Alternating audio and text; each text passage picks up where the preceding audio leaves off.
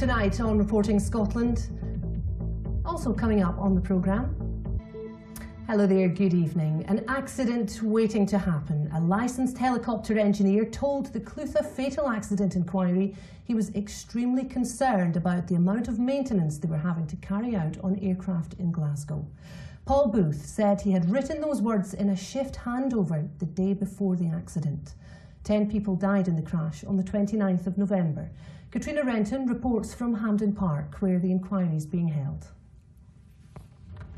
Today, a senior clinician at NHS Tayside has told the BBC that cancer doctors under investigation for giving lower chemotherapy dosages to hundreds of patients reject claims they were wrong to do so. This week, experts from London have been called to Ninewells Hospital to carry out further investigations into the department.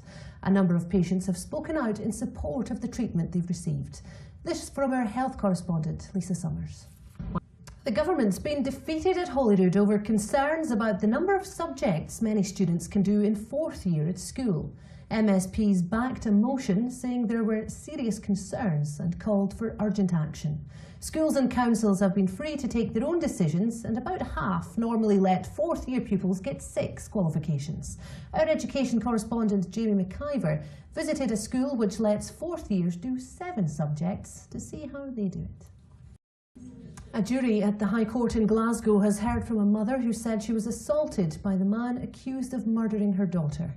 Margaret Cruikshanks said Eddie Kearney attacked her when she went to his house in Inverkip to pick up her daughter in 1997. Edward Kearney and Avril Jones are accused of murdering Margaret Fleming and fraudulently claiming her state benefits, pretending she was alive. Aileen Clark reports.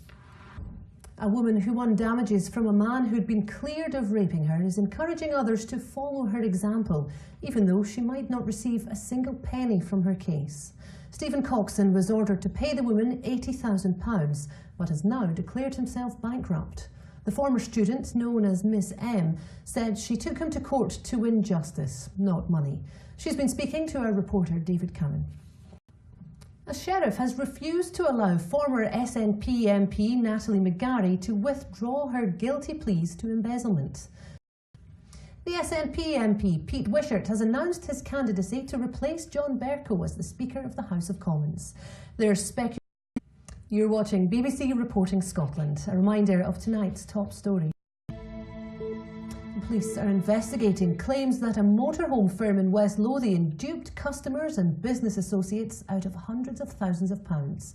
BBC Scotland has learned that dozens of clients of Gill's motorhomes are owed money for vehicle hires that never materialised. Here's our business correspondent David Henderson.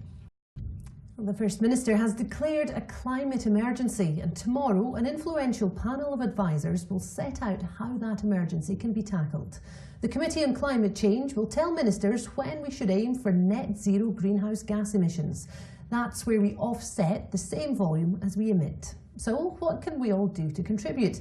Well, our environment correspondent Kevin Keane has spent the day with a family who are doing their bit and living a low carbon life.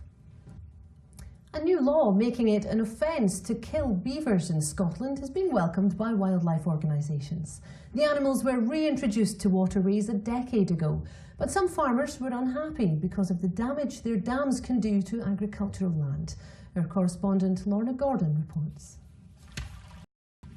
Oh, now Martin Geisler's going to tell us what's happening on BBC Scotland at 9 o'clock.